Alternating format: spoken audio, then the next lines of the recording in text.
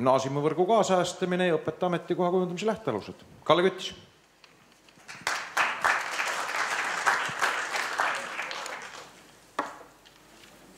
Tere päevast ka minu poolt.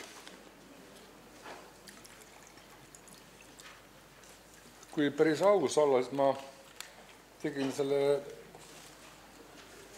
ettekande maketti valmis mõni päev tagasi, aga kui ma lugesin tänases lehes juba esimesi niisugusi reaktsioone eilsete ettekannete kohta, siis ma arvasin, et ma pean natukene juurde rääkima,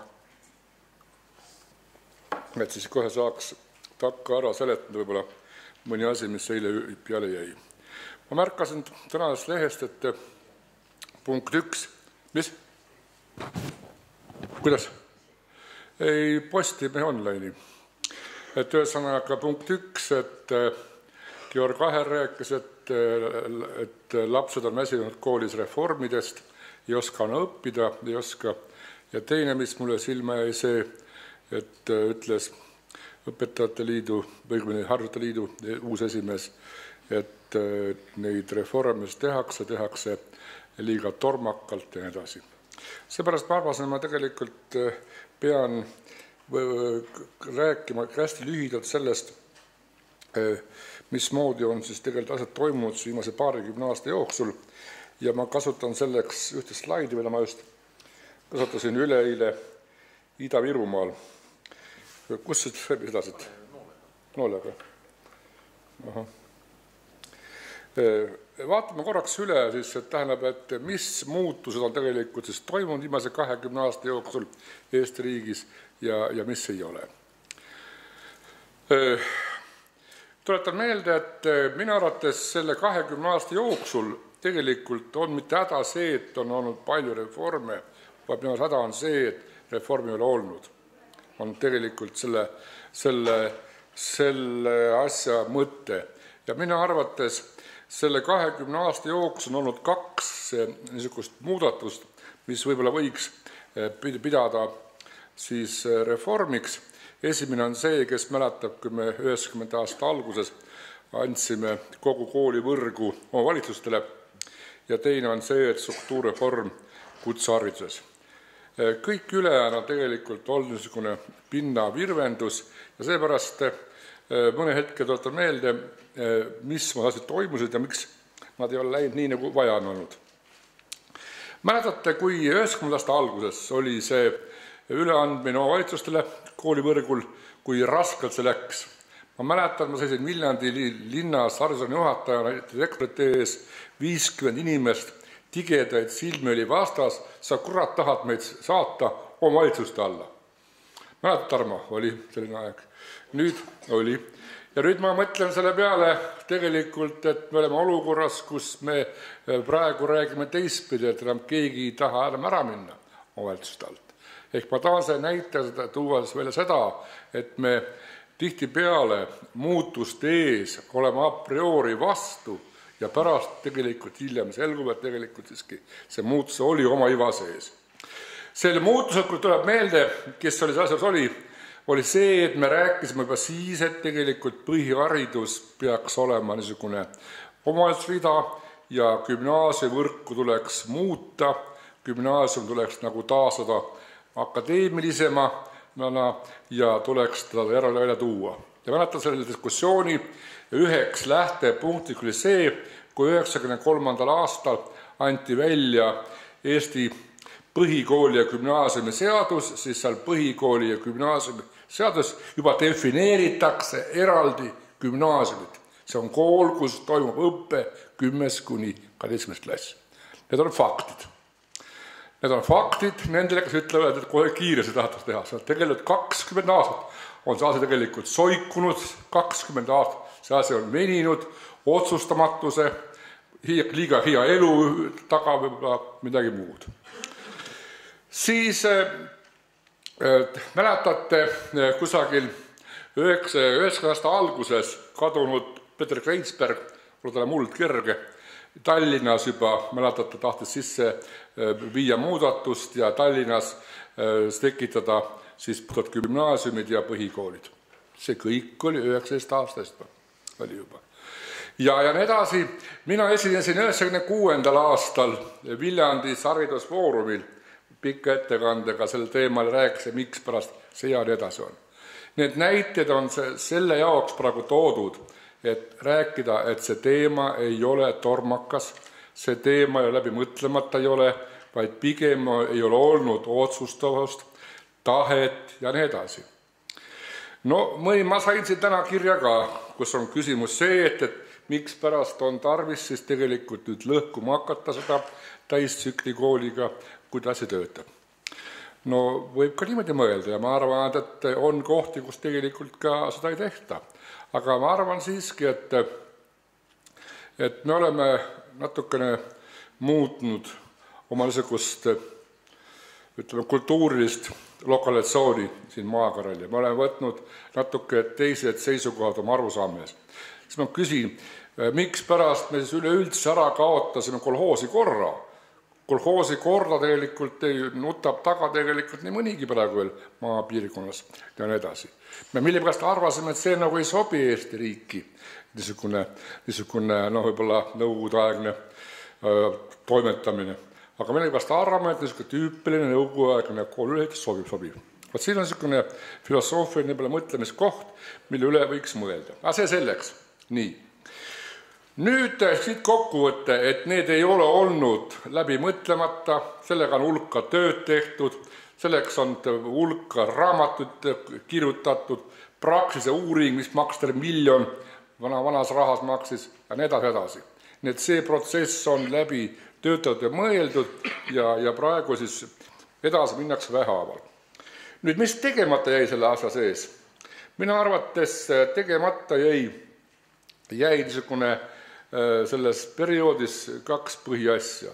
Et me kogu aeg rääkisime koolivõrgust, rääkisime aga, et kui hea selline värk on edasi, me ei märganud seda, et meie kõrvalt kadus ära 2 maakonda inimesi. See on 2 arvu, 95. aastal õpilaste arv oli selline ja 2011 järgmine. See puudujääk, mis on puudu praegust, on kokku Järvamaa ja Raplamaa rahvaarv kokku. Võtke ette, kui nüüd te praegust kääridega lähete kaardi juurde ja lõikate ära Eestimaa küljest Järvamaa ja Raplamaa. See on reaalsus praegust.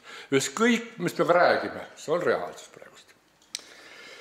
Siis sündivuse vähenemine. Ma olen kuulnud ka siin juttu poliitikute hulgas, et mis te lõhute ja panete koole kinni, et sündivus ju tõusis, kohe õpilaste arv suureneb. Siin on 3 arvu, mida tegelikult, millest ei saa ümber ega üle. Esimene on see, mis oli meil sündivuse maksimum, 25 000. See on see, mis oli miinimum 10 aastat hiljem, 12 000 ja praegu on ta kusagil jääb 14 poole peale.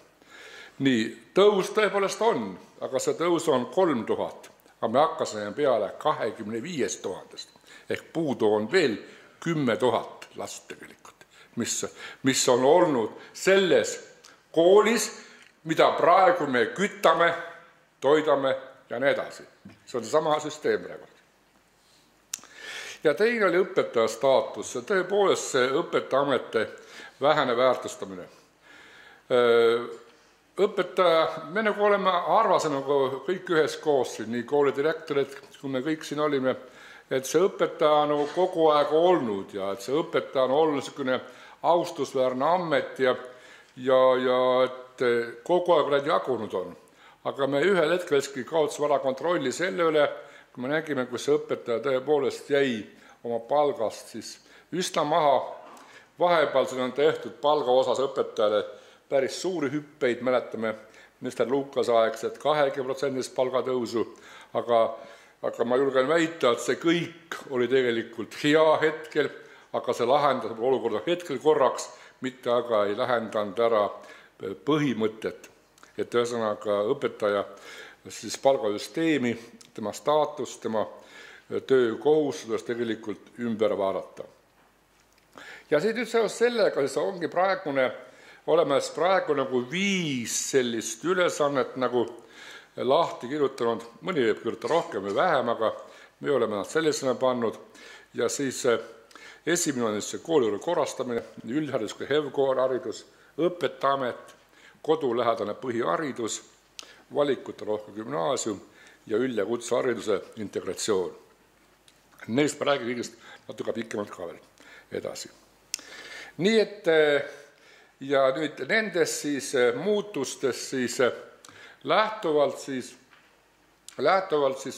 on ka esitatud põhikooli ja gümnaasiumi seaduse muudatused, mis olid siis valitsuskabinetis arutusel eelmine neljapäev. Paar märkus seal tehti juurde, millest pärast hiljem räägin, aga järgmisel neljapäeva valitsuse istungil tõenäoliselt, kui peagi nüüd vahele ei tule midagi muud äkilisemat, ta vastu võetakse ja läheb siis parlamenti juba, nagu öeldakse, arutamisele. Siin on lihtsalt materjali mõtistuseks, ma olen pannud siia üsna tõsine number, minu arust on tagantpool 3. rida, mis tähendab seda, et tegelikult meil Eesti suuremas 5 linnas on praegu juba gümnasistidest on juba 24 000 on 13 000 on me seal juba. See on tegelikult väga tõsine number. Ja kui mõtlema hakata, kui palju me siis teisi gümnaasiumis on, siis saame aru, milline on tegelikult selle Eesti gümnaasiumite praegust potentsiaal õpilaste ressursi poolest. Nüüd ma tegin ta meelega üks punaseks ja suureks, et näidata, ma olen kasutanud seda ka Riigikogu kultuurikomisjonis just nende inimeste veenmises, kes ütlevad, et kohe õpilaste arv suureneb. Kui te vaatate seda tabelit siin näete, siis tegelikult see õpilaste arv Eesti Vabariigis liigub Kalle. Jah, 10-aastase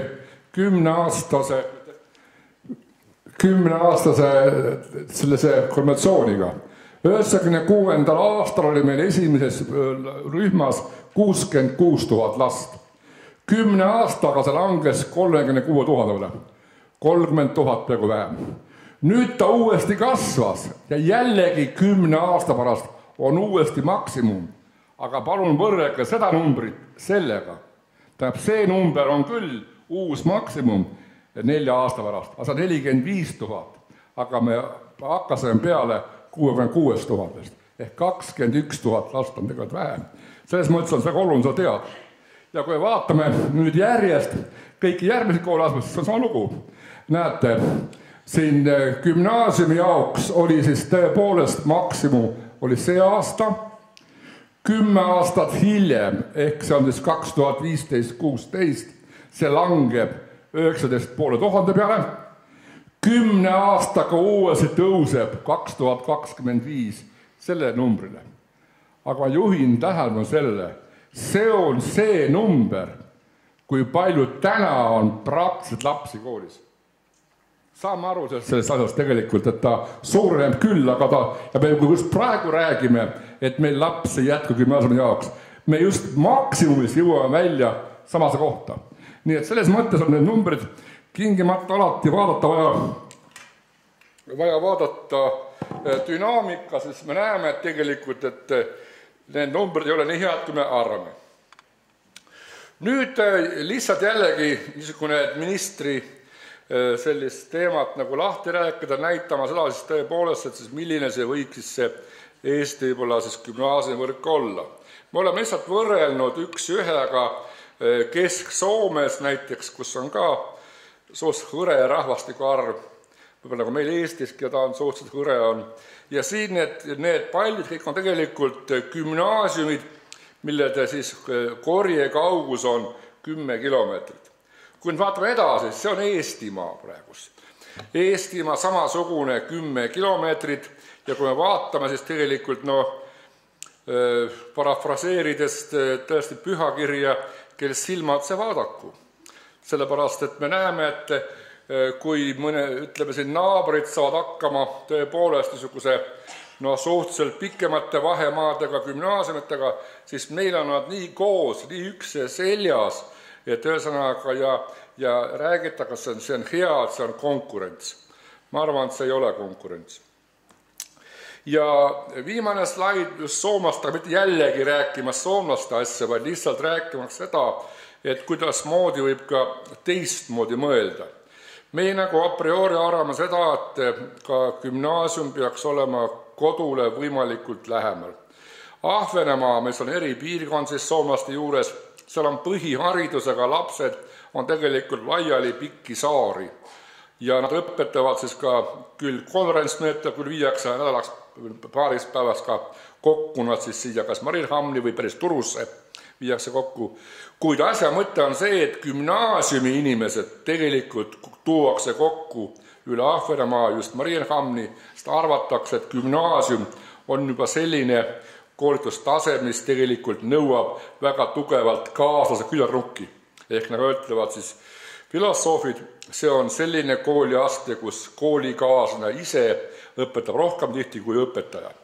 Ehk mõte ongi see, et siis selles piirkonnas tegelikult peaks olema siis lapsed kokku toodud. Ja elanike arv on seal 28 000, nad arvavad just, et see on enam-vähem selline elanike arv, mis annaks kultuurilise tagapõhja ühele gümnaasiumi tagamaale. Ma ei ütle, et peaks meie hakkama nii tegema päriselt, kuigi ega me nii väga ka eraldi ei ole ka. Toome näite näiteks. Meil on Jõgevamaal on praegust, ma pakun mälu järgi, kõige paradab kusagil 26 seisvat inimest. On igavalt kõige siin. On Jõgevamaal 26-28 000. On küll. Järelikult praegu Jõgevamaal meil on praegu 6 gümnaasiumi ja kui me lööme numbrid kokku, siis ütleme ausalt, me kohtusime üleeile Põltsamaa linnapeaga, ta oli mul külas ja arutasime asju ja me mitte kuskilt otsast rohkem ei suutnud leida kooli gümnaasiumi vajadust Jõgevale kui ühte ainsa kohta. Muidugi tema arvas, et see Põltsamaal olla, teise arvas, et Jõgeval võiks see olla, aga mitte kust otsast me rohkem ei numbrid leidnud. Nii et tegelikult see lugu, mida naabrid on teinud, on täiesti tegelikult meil peaaegu samamoodi. Teine maakond, Põlvamaa, meil samamoodi. Ma pakun jällegi umbes mälu järgi umbes samas suurjärgus lapsi on. Ja samamoodi siin kohtusime Põlva inimestega, millest väitsin ka, et Põlvasse võiks olla gümnaasium ja Räpinasse võib olla koostöös siis Räpina kutsekooliga. Nii et me näeme, et need mastaabid võivad meile tunduda niisugused võõrad ja võib-olla ja tuuakse sisse meile võõrast kaupa, aga tegelikult elu näitab, et on enam-vähem on välja kujunenud siiski sellises kultuuriruumis, kus eestlane, soomlane elavad pigem normiks. Nüüd vahel seda näeda ühte pilti minu oma kodumaakonnast, ma olen Viljandimaal pikka aega elanud, see on Võhma lihakombinaat. See on selline uhke kombinaat, mis 75 aastal loodi, mis 3 vahetuses sigu tapeti ja saadeti Leningradi poole, nii et terve Venemaa sõi meie sigu. Selle sigade karjumise siis taustal siis tekkis ka Võhma gümnaasium, mis kasvas tegelikult siis koos siis põhiklassidega 400-ni.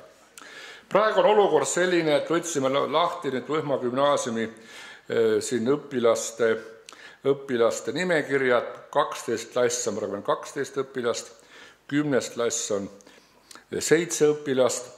Pärast eelmine kevade me tegime diskussiooni ja ma ajalehes natukene ette heitsin Võhmale, et võiks nagu mõelda gümnaasiumi hariduse nagu ümber mõtestamisele.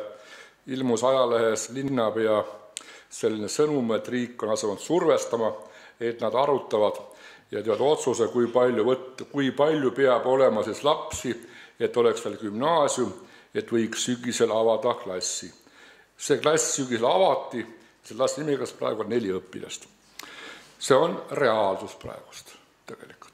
Ma ei taha absoluutselt tuua nüüd näidet selles, et Võhma on nüüd halvem või parem millegi poolest, vaid see näitab meie tegelikult mõtteviisi ja seda olukorda, mis tegelikult on. Ja et me siiski ei... Mis? Ja nii, ja siis sellega tõepoolest jõuame välja tänase teema juurde, see on nimetatud riigigümnaasiumide loomise juurde. Praegu on siis taktika on siis selline, et eilsel siis, või neljapäevasel kabinetiistungil siis võeti vastu otsus selline, et edaspidi liigutakse suunas, et tõepoolest põhikool jääbki omavalitsusele ja siis gümnaasium jääks siis riigi kätte, et see ülemineku aeg ei ole nii müraki kohe kiiresti, vaid me räägime aastast 2020, kus võiks olla see vastutuse ümberjaatamine olla ja riik siis võtaks siis tõepoolest siis enesele ka siis ütleme siis sellise igapäevase kooli toimimise kulutused samamoodi. Ja siis neid koole tõepoolest siis praegust on kokkulepe selline, et kõige teravam on ta küsimus tegelikult väikestes maakondades, et me alustame maakonnakeskustega, jätaks praegust kõrvale hetkel nii prioriteedist võib-olla Tallinn, Tartu, Pärnu ja Narva, Leedud on pärast hiljem juurde ja me räägime, et saaks siis nendesse maakondadesse siis riigigümnaasiumid. Meil on siis praegu tegelikult siis ühesõnaga kaks niisugust võimalust, meil on praegu loodud 3 riigigümnaasiumi, 1 neist töötab, 2 on praegu ehitatakse ja siis 5 uut peaks siis tulema nimelt siis ERMi selle nimetatud meetmega, mis ma ei tea, kas on juba avatud, ei ole, seda pidi lähipäeval avatama, et siis omavalitsused saavad siis tegelikult siis taotleda kuni 6 miljonit siis oma siis selle maakonnakeskuse riigigümnaasiumi rekkimiseks. Me nagu ei ole, arvame ka, et me ei hakka ehitama mingeid uusi majasid, me katsume teha küllalt kokkuhoidlikult. Me oleme seadnud eesmärgiks, et riigigümnaasiumite ruumiramm on 10 ruutu maksimaalne lapse kohta. Me ei raja isegi spetsiaalseid ujulaid ega võimlad sinna juurde, vaid me oleme arutanud, et seda võimalik kust on võimalik juurde osta. Näiteks Viljandi, Jõgeva ja Haapsalu puhul me isegi spordisaali ei ehita, sest neil kõigil on samas lähedal spordisaalid, ta saab kasutada, ei ole mõtet tampida riigi raha sinna, kus seda vaja pole. Ja siis on selline neljapoolne selline otsus, ühesõnaga sellega on see, et see on kallis riigile, seepärast ka seda tempod on aeglased, ma rääkisin, ja tempod on tõesti kuskil 2020 võiks siis see lugu olla. Nüüd, kas võib olla ka ainult siis erakool ja riigikool või ka munisipaal, juba aastas minister, selles PGS-i parandustes on sees punkt, et kes tahavad ja kel on võimekust, võivad halduslepinguga võtta üle oma gümnaasiumite katmine, riik siis tegelikult ka katas ka sealt tegelikult kulud, aga juba siis mingite riigigümnaasiumide keskmiste tegevuskulude järgi. Et kes siis peab võib-olla kallimat kooli peab, siis loomulikult seda kinni ei maksta, aga mingite niisugust lugu, nii et ütleme Tallinn, Tartu, Pärnu, võib-olla on avaldanud soovi, et tahavad võib-olla olla omanikud. Ajakava on siis järgmine 2015, ühesõnaga siis, mis sa vaatasid? Ai, sa kurat.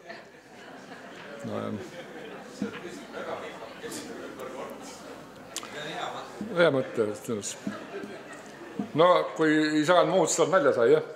Aga selge. 2003 siis Jõgeva Läänemaa riigigümnaasiumid, 2015 siis ERMi rahadest, no me loodame 5 saada riigigümnaasiumi juurde. Muuseas, siis 2015-2018, nagu väitis ka minister, on meil siis maakonnakeskuste gümnaasiumite programmist 2014 pluss eurorahasid. Mis summa see on, ma praegu ütelda ei julge. Me oleme enese jaoks teinud küll kava, mis meil vaja võiks minna, aga me saame nii palju ei saa, elame näeme. Aga nagu ütles minister, see pole mitte 1, 2 ega 20, vaid see on rohkem miljonit, mida planeeritakse tegelikult nende õppekeskkonna. Ja see on ka loomulik, sest tuletan meelde, et eelmise selle Euroopa rahade perioodil tehti samasugune võimas hüppe ju kutsehariduses ja HEV-koolides ja aega on ka üldhariduskoolid tegelikult, gümnaasiumid. Ja mitte ainult gümnaasiumid, vaid meil on ka seal sees ka põhikooli rekkimiseks raha. Juba ERMi rahast on juba võimalik 20% projektist, mis nad raha saavad. Gümnaasiumi rekkiks on võimalik järele alles jääva põhikooli hoone rekkimis ka. Et nüüd ei teeks auku sisse see 2014, siis me oleme planeerinud 2013, järgmine aasta juba 4,5 miljonit eurot selle jaoks, et teha ettevalmistusi 2014 rahadest avaneks. Juba niisugused, ütleme, uuringud, juba eelprojektid, ühesõnaga need see, et käiks juba ettevalmistus, me saaksime aidata oma valitsusi edasi minna. Ja nii, et siis 2018 võiksime olla olukorras, kus meil on tegelikult väljaspool suuri linnu on maakonnakeskuste võrk üles ehitatud ja siis 2023 aasta jooksul 2020 võiks siis gümnaasiumide struktuurne reform lõpuni viidud olla. Sest loost arvata. Sõnaga, mõni ütleb, et liiga venitate, et sõnaga oleks vaja kiiremini teha, mis mõttega venitada. Aga ütlen täiesti ausalt, ega kiiremini ka ei saa, sest lihtsalt ei ole poliitilist tahet. Isegi kui tahaks kiiremini, sest ei ole võimalik seda teha. Nii et sellepärast praegu ongi, ütles minister ka, et lihtsalt praegu on niisuguse positiivse stimuleerimise kaudu anda raha ka järelevate põhikoolide remontimiseks, võtta ära omavalitsuselt raha, ütleme, gümnaasiumi ja edasi, et oleks ka omavalitsuste poolest mingisugune stiimulis ka oma koolivõrgu kujundamiseks. Nii. Miks me praegu kohe siis ei ole asunud tegelikult seda haridusvõrku reformima? Praegused, oleme ausad, ega praegune selline süsteem ei motiveeri omavalitsusi korrastama. See ei ole ette kellegi, ei Kalla vanemale ega kellegi muule, see on ühistarkusena valmis tehtud see rahastussüsteem, aga nagu ütles ka siin minister ütles, kui mõni asi on tehtud konsensusega, see ongi tõenäoliselt ära nükerdatud, pidi krumast ütlema, maha võetud ja mis süsteem, mis kedagi tegelikult ei rahulda. Ja eks see praegu on niimoodi. Ja praegu siis tuleb meelde, kui meie praegune siis süsteem toetab nagu just väikseid põhikoole, kus me maksame siis üheskoos kinni siis nimetatud tühje kohti. Kui see seadus tehti, oli hoopis teine olukord 10 aastat tagasi, siis oli meil põhikool veel 100 lapsega. Mäletab, enne Siimer me rääkisime, milline on põhikooli suurus, me rääkisime, et alla 100 põhikool pole nagu põhikool ja me rääkisime tõsiselt. Praegu jääb naerma, mõtlen peale, me rääkisime tõepoolest, et alla 100 lapsega nagu polegi põhikoolid ja praegu oleme olukorras, kus meil on põhikoolid 30 lapsega. Ja siis lepeti kokku, et makstakse kinni tühjad kohad omavalitsuses, kus on õppes alla 1000 põhikoolis. Meil on praegu Eesti riigis, näete, peaaegu 100%, ainult linnad vähemalt suurevad, kes kõik lähevad sinna alla ja kõigile makstakse need kohad kinni. Kena, kui saab, ma ei vaida vastu, aga ma arvan, et kui mõni vormel hakkab juba lahendama kõikide muresid, siis ma kahtlustan, et ta ei tööta hästi. Elus ka, kui tahate kõikide oma laste või naiste mures ühe korra ära lahendada, ega on ka keerukas, peab võtma ette järgi mööda, kui neid lahendama hakata.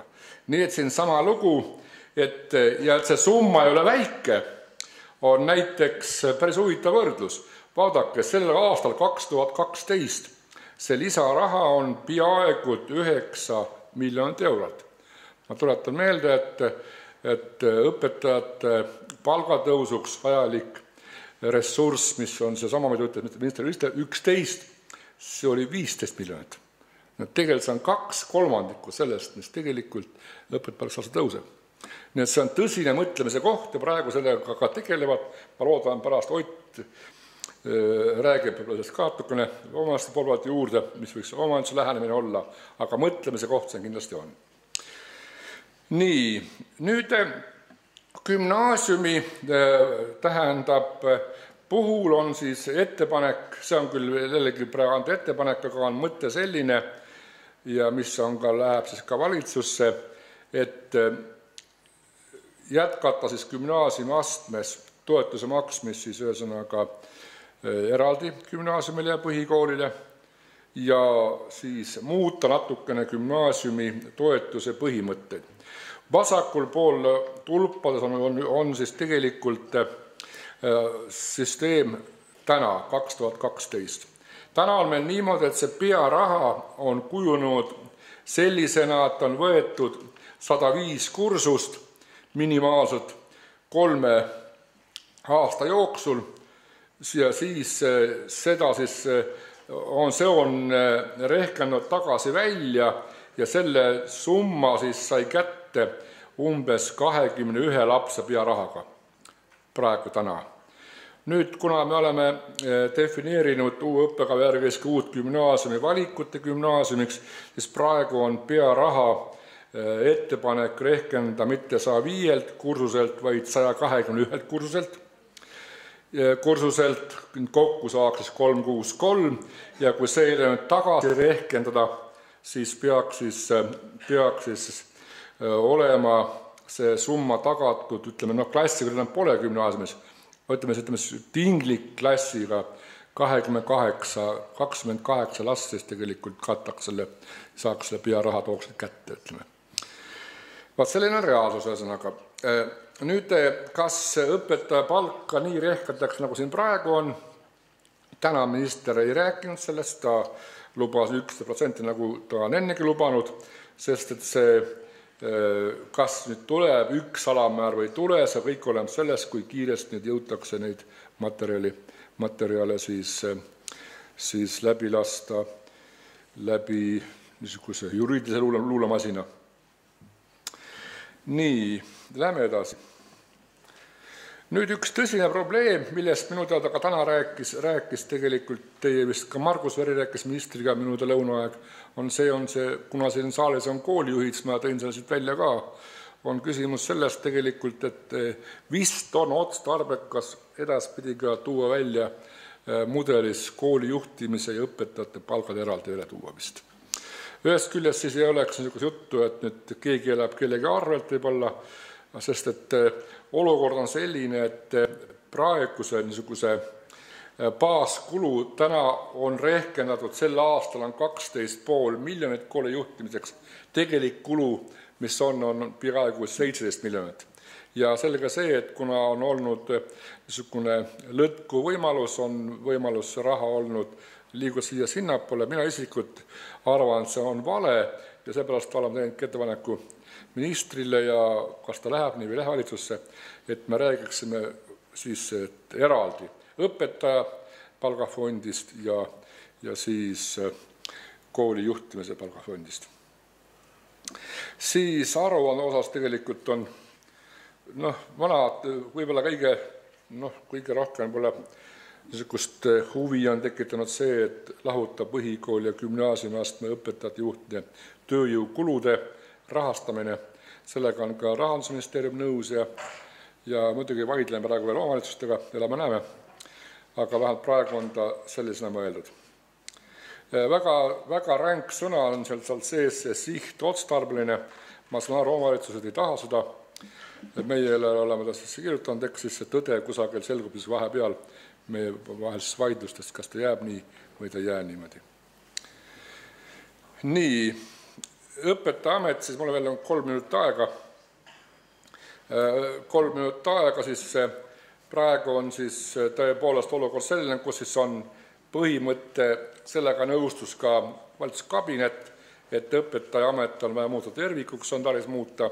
See tähendab siis lihtsalt eesti keeles, et siis õpetaja tuleb siis tõepoolest on talle tagasi või edasi, ma ei tea, niisugune mitte tükitööline staatus, vaid et ühesõnaga tõepoolest õpetaja oleks koolis õpetaja, kes siis täidab siis koolijuhi korraldusi, millest kokku lepitakse siis ja nii edasi. Ja et need siis võib-olla ka sellega püüaks siis ka õpetajate ja õpilaste koormus vähendada. Mõni küsib, mismoodi, aga ma toon sellise näite. Kui selge on see, et kui õpetaja on tükitööline, siis tema iga tund on tegelikult tema perele ju leivaraha. Kui me aga räägime sellest, et õpetaja on ametikohajärgse palga, siis õpetajate huvitatus, et just matemaatikas oleks tingimata 5 tundi aktiivtundises klassis või geograafias 2 või 3. Ehk me jõuame sinna välja, et me loodame, et selle meetme kaudu mitte ainult me ei vähenda õpetaja koormust, me saame ka vähendada õpilase koormust. Ma tuletan meelde, et kui me viimase uue õppekava me tegime, üks eesmärk oli vähendada õpilase koormust ja suure sõja ja sõimuga, te mäletate, kui palju vähenes õpilase koormus? 1 tund. 1 tund vähenes õpilase koormus, ja miks ei vähenenud? Sest õpetajate ühendused ei suutnud minister kokku leppida, sest sellega on see iga tund on õpetaja palk. Nii et ma arvan ka nii, et kui me praegu räägime kontakttundide vähendamisest ja ka õpilase puhul, mitte enam niisugust, ütleme, järjestikust gümnaasiumis 8-tunnisest kontakttunnist, vaid näiteks 4 kontakttundi võib-olla üle 1 ja üle 1 laps tegeleb ise raamatukogus või midagi muuga. Ehk asja mõte on see, et me saaksime teha ära palju asju juba kodus, et lapsel ei oleks koolis koormust ja õpetajal oleks vähem koolis koormust. Et see on võimalik, ma usun, paljud on käinud mõnes kas Soome suuremas gümnaasiumis, kus õpetajad lähevad kell 5 koos lastega käed taskus mõnusasti koju, sest ta on oma tööd ära teinud seal tähendab selles koolis. Tal on olnud vaba aega tegeleda, ta ei pea trampima 8 tundi järjest, et oma palkate saada. Nii et siin taga on tegelikult suurem paradigma muutus tegelikult ka õpetaja jaoks. Ma väga loodan, et sellega on võimalik ka õpetaja koormust vähendada. Atesteerimissüsteem, ühesõnaga, kui nüüd räägin, siis oleks selline, meie oluga praegu õpetajal üleüldse pole kutset. Aga me saame aru, et kui me oleme ühesõnaga Euroopa Liidu sees, siis tegelikult tööjõu vaba liikumise tingimustes on ikka normaalne, kui ka meie õpetajad lähevad mujale tööle, kes Brüsseli, kes mujale, tal peab olema ka mingisugune paberligi, et ta on õpetaja kutse, mitte lihtsalt pole hea inimene. Ja siis sellega tegelikult on üsna mõistlik, kui me loome võimalusega õpetajale kutse saamiseks. See võiks edaspidi olla 2-sugune. Esmakoolitus, kui ta lõpetab pedagoogilise eriala, saab siis ülikooli juurest koolituse. Ja teine võib-olla on see, kui tal ei ole kutseta, siis ühesõnaga selle kutse nõukogu kaudu, nende kutsesüsteemi kaudu, ta omale on siis võimeline taotlema siis õpetaja kutset. Põhialuseks on see, et tegelikult õpetajal peaks ikka olema kõrgharidus, see peaks ikka olema niisugune miinimum ja rohkem nagu eriti võib-olla ei peagi olema. Meid on ka süüdistatud selles, et nüüd näete, iga jorse lasete omale kooli õpetajaks, kel pole mingit hariduski. Ma arvan, et see ei ole niimoodi. Igas koolis on ees tark koolijuhataja ja see koolijuhataja teeb mõne ajaga selleks, kas see inimene jagab või ei jaga midagi õpilastega, kas seda võib lasta või ei lasta. Sellepärast, et tegelikult minu arvates me oleme kõik ise ka teate ju, on küll tegelikult üle koolitatud nõrku õpetajaid ja on tegelikult jumala armust õpetajad, kes ilma igasuguse vaatamata, et on haridust pole hästi õpetavad. Ehk asja mõte ongi see, et võtta sealt tsunfti niisugust surret maha ja lubada süsteemi avalikumaks. See on see asja mõte. Elame näeme, kas see on, aga ma olen ise isiklikult väga veendunud selles, et see on, tean ise väga palju inimesi, kes on tulnud õpetajast täiesti juhuslikult jäänud ja armastas ametit elu lõpuni.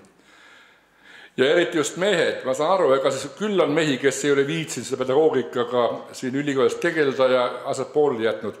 aga saades võimalus siiski minna kooli, õpetama hakata, märgata eneses võimed, seda teha hästi, ennast täiendada ja ongi ta õpetaja kandidaadina valmis. Nüüd see, millest rääkis minister, ma kiirelt tahan näed numbritena, et see tõsi on, ta ei valetanud. Kui võrdleme kas sama jällegi Soomet ja Eestit, no kelle ikka võrrelda on, ma ei taha ennast võrrelda Lätiga või võrrelda või Moldaaviaga, võrdleme Soomega. Soomlastel on üldkuludest on õpetaja palga osakaal 52, meil on 36, no see ei ole normaalne, oleks vahe 5%. Või oleks, ütleme, Soomes oleks nagu Itaalias, et kütta oleks vaja, veel külmem, veel rohkem kütta vaja on. Aga millegi olles nad suudavad hoida tegelikult õpetaja palgakulud. Järelikult meil on viltu, meil on tõsiselt disproportsioonid just selle koolivõrguga ja see on ära korrastab. Ja me võime tõsta seda õpetaja palka küll ühel aastal 2% ja veel rohkem, aga see ei lahenda probleemi ära. See ei ole jätkusuutlik. Me peame süsteemi ära korraldama ja siis tegelikult tõstma, või ta siis vaid nii palka tõstma, kui ka süsteemi korrastama. No sama number, kui me tooksime sama protsendi Eestisse, oleks praegu juba õpetaja keskmine palk 1000 juba hetkel, kui me teeks ehk tagasi. Aga praegu näete, on meil selline õpetaja keskmine palk riigi keskmisega pirutab kõvasti allapoole. Nii, hakkan lõpetama.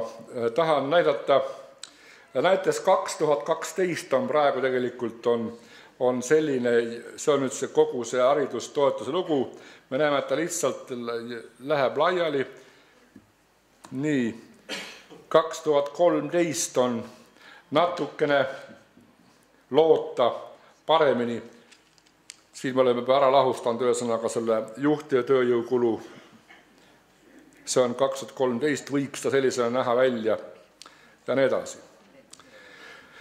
Vot, ma arvan, et mul on aeg on täis, ma ei hakka enam siin peatuma, rohkem siin juttu oli ka veel, võib-olla ka täiend koolitusel peatus ka minister. Ehk ma tahan ütelda seda, et head sõbrad, et see, mis praegu tehakse, ei ole millegi lõhkumine, ei ummisalu jooksmine, vaid see on rahumeelne tegevus. Järgmisel, ütleme, 7-8 aasta jooksul, et korrastada ära Eesti Vabariigi koolivõrku. See oli minu sõnum täna siin praegu. Aitäh. Küsimus.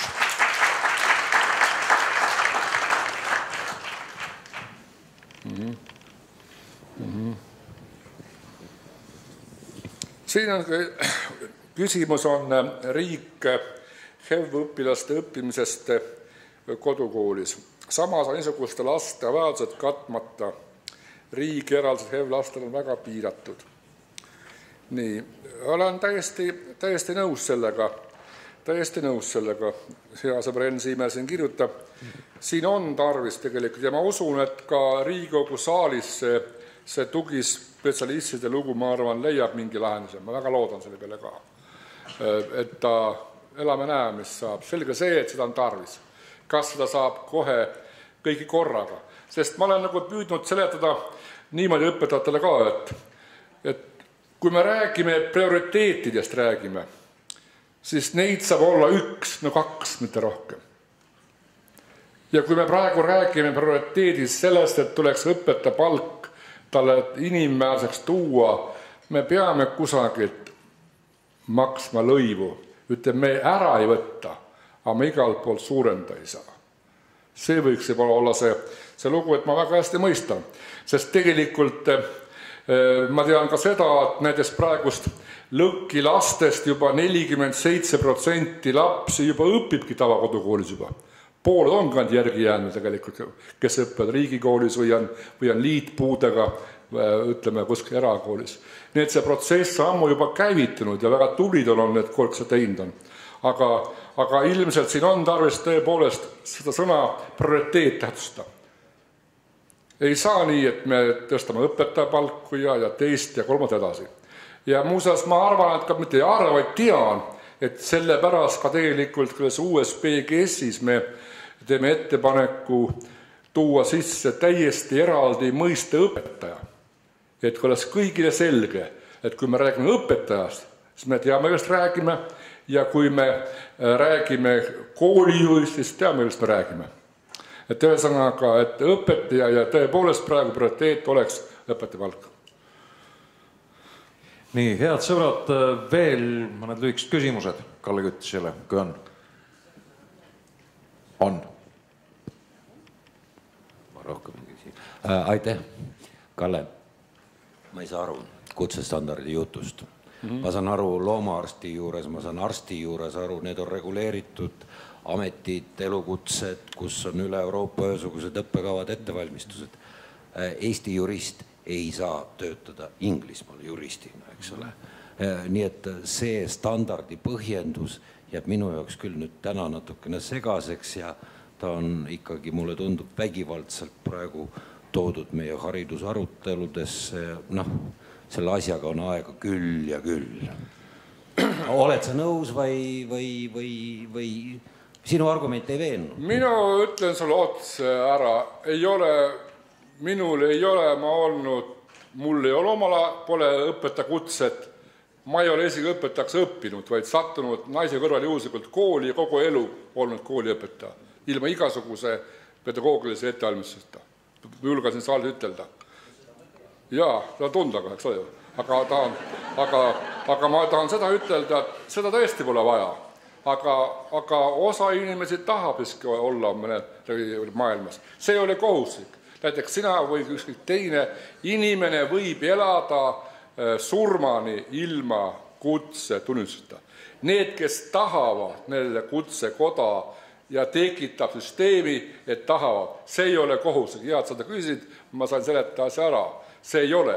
Inimene võib rahulikult elada surmani ilma igasuguse tunnistuseta, kui tema direktor lugu peab, lapsed teda armastavad ja teda heaks õpetajaks peavad. Lastma töötab. Minu kord on. Kohe annan sulle. Riho Raavel. Mul on ikkagi jätkuküsimus nende tugispetsialistide kohta selles mõttes, et kui ma vaatasin või kuulasin ettekannet, siis mul on tunne, et päris paljudes asjades on võrreldes nende ettepanekutega, mis alguses on olnud, on ikkagi seda paindlikkust ja juurde tulnud ja üht-teist on nagu kokku lepitud. Sain ma õieti aru siin? No näeb küll, ma arvan küll, et on. Mis siis ikkagi takistab nüüd nagu selles mõttes selle prioriteedi mitte täitmist juhul, kui need 3 ametikohta, mis PGS sätestab koolis kohustuslikuna, oleks võrdsustatud õpetajatega. Need on need samad eripedagoogid, sotsiaalpedagoogid ja psühholoogid, mis on seadusesse sisse kirjutatud ja see 3 ametikohta koolis ei võta vähemaks seda õpetajate palgatõusu põhimõtteliselt ju. See on väike tühine osa. Küsimus on lihtsalt selles, et mida see Riigikogu seal teha saab selles osas, et kas see on nagu taktika, et Riigikogu annab lisaraha selleks või miks ei võiks siis minnagi Riigikokku öelda, et haridustoetusest võib katta ka tugispetsialiste? Miks nii jäik ollakse siin?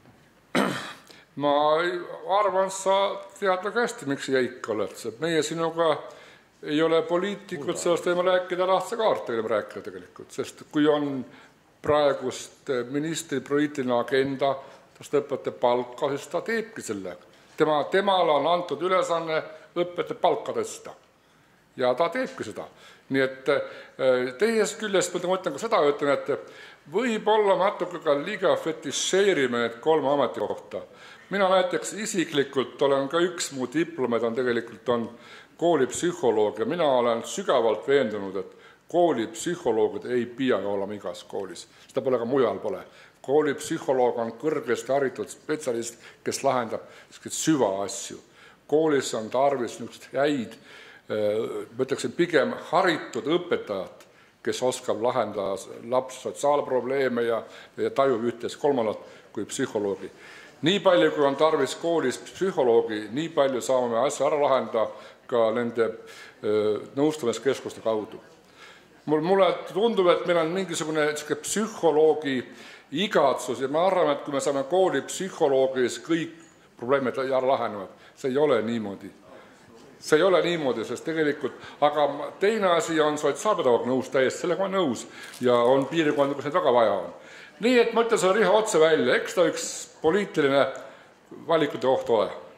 Aga vähemasti me oleme kohtunud Riigikogu kultuurikomisjoniga, vähemasti ka näiteks Liisa Pakosta näiteks, ütlevad temad igal juhul ka parteikaaslastena üles tõstavad selle küsimusega suures saalis tegelikult tugisüsteemi kohta. Elame näeme, sest los saame. Aitäh. Jah, Riho andis mikrofoni mulle kohe. Kalle, otsekohene küsimus. Ja. Tahad teha Jumalale meelepärast tegu? Ma iga päev teen vähemalt ühe teo. No aga tee veel üks. Ja. Mine ministeeriumisse ja lihvige see PGS 2/3 võrra õhemaks ja andke ta Riigikokku kultuurikomisjoni sisse. Ise te räägite koolidirektor kompetentsi tõstmisest, pädevuste tõstmisest ja nii edasi. Mis kuradi, vabandust väga kolleegid, kooli sisekorra eeskirjad mul on seaduse näol olemas ja või mingi karistusseadustiku paragrahvide väljavõte tuleb lehekülgede viisi. Lihvige ta palun õhemaks. Tähendab, sa vihjad väga olulise asja ja ma olen ise väga sügavalt meenunud, et meie seaduste spetsiifika on, kui ütlen, liiga detailikeskne. Meil peab olema tunduvalt laiem seadus ja ma olen täiesti nõus selle asjaga.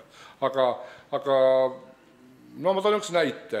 Me praegu hakkame menetlema kutseõppeseadust. Kutseõppeseadust, see läks nüüd, homme tuleb see, on meil homme, jah? Ma tahan ütelda, see hullem on see. See on veel hullem. Aga ta on tekkinud suurte vaidlustega Justiitsministeeriumiga, kus on sisse võetud selline ameerikalik jurisdiktsioon, et iga asi on vaja ära seletada. Kui on sees sõna õpetaja, öelda, mis see on. Kui on koristaja, mis see on. Ja need tõesti, need asjad tõepoolest lehekülje kaupa tappavad ära mõistliku teksti. Ma olen nõus sellega. Me isegi arutasime veel täna kella 1, kus ministris, kui me sarga käisime, kas üldse tagasi võtta seadus. See kõst tagasi võtta, aga siis leidsime, et olgu, et proovime võib-olla läbi saali teda teha lühemaks, mõistlikuks. No vaatame. Ühesõnaga, see on sul täiesti märkus, absoluutselt. Ei hakka, see ei ole mingit päärappäev, see ongi niimoodi. Me teemegi valesti. Et võimalus on anda punane pliiats Helmeri Jõgi kätte. Jah. Teeb ära. Ja. Ma tahaks ka küsida vahepeal. Tegelikult sa enne rääkisid ka, Kalle, sellest, et meie lapsed on ülekoormatud, õppekava on ülekoormatud. Mis takistab meil täna ühildada 2 haridust? See on formaalharidussüsteemi ja huviharidussüsteemi. Ehk need lapsed, kes käivad kunstikoolides, muusikakoolides, nende koormust saab selle võrra vähendada. Ja mul on lihtsalt kahju lastest, kes käivad vanemate tahtel muusikakoolis, trennis ja siis nad peavad koduseid tööd tegema, nende päevad on 12-14 tundi pikad. Et see 2 süsteemi on ühildatavad. Võib minu eest vastab Viljandi linnavolikogu esimees Tarmo Loodus, kes teab, et tema linnas avati uus kool, kus meil ongi niimoodi. Kehalist tundis, laps saab, kus kätte arvutusse. No räägi. Ja, ei, siin pole midagi rääkida, see on nii vana rääkimine. 94. aastast saate, et Jõgi, mina ja veel mõned Soomes käies leidsime Jõlõja süsteem. Ja Viljandis see uus gümnaasiumi, kui eelmine kord rääkisime sellest ka pikemalt, et see mõte ongi. Linnas olevad kõik muud ressursid anda gümnasistide käsutusse, mitte rajada uusi hooned, vaid toetada seda uut gümnaasiumit linna poolt oma toetusrahadega ja võtta arvesse kõiki teisi asutusi, Ugala teatrit, muusikakooli, spordikooli, aita ja nii edasi. See töötab. Lapsed jooksevad ringi, saavad oma hinded, kokku on lepid, kuidas üle kantakse rahumajas. No selge, et ta nii riiklik järelevalve tuleb ja teeb sulle no selge, siin on vaja ka siis tark järelevalvat vaja, aga vähemalt peale on läinud seda teed ja läheme ka teiste puhul juurde. Õpilane peab saama see, mis ta teeb väljas ka selle eest oma punktid kätte ja see käib tema koormuse juurde. Ja see, mis puudutab nüüd, ütleme, sellest tantsimist, laulmist, huviharidust tervikuna, siis gümnaasiumis endas on need asjad võetud õppekava osaks. Ehk siis see sport on või ütleme, korvpallitrenn on ikkagi õppekava 1 õppenädal ja see on rahastatud selle riiklikult. Nii see ongi. See on üks võimalus tõepoolest, mis me saame ise ära teha ilma, et me peaksime raha isegi juurde võtma või midagi muud tegema. See Muidugi on keerukam, eks ta on niisugune distsiplineerib ja noh, mõni kaob võss ära, ikka kaob ära, mida teed. Aga ühesõnaga vähemasti nii toimetame. Mul on ka üks kiire küsimus. Viimane küsimus. Et viimasel ajal on minister öelnud välja koolidest rääkides, et tugevad põhikoolid peavad säilima, samas on kirjutatud ja räägitud, et 6-klassilised koolid, et teie ei saa küll vastutada teiste sõnade eest, aga kas me saame õieti aru, et põhikooli all mõeldakse ikkagi 9-klassilist põhikooli?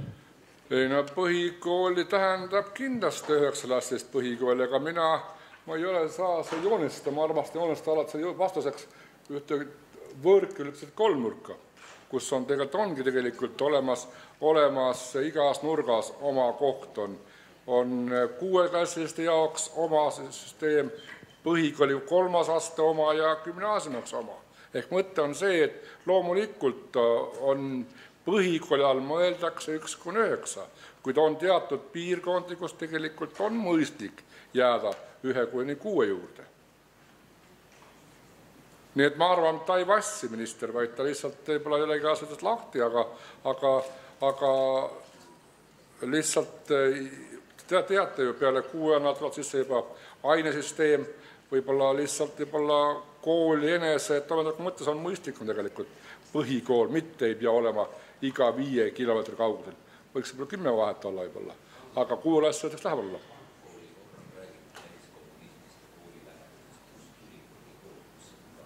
Jah.